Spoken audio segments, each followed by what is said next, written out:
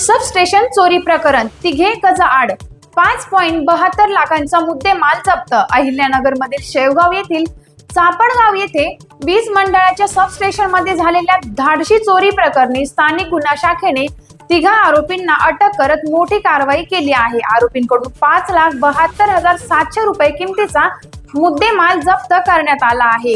ही घटना 22 एप्रिलच्या मध्यरात्री घडली होती. 4 अज्ञात चोरट्यांनी सबस्टेशन मधील वॉचमन गोकुळ मडके यांच्यावर लाठी, दांडके व गजाचे हल्ले करून त्यांना जखमी केले.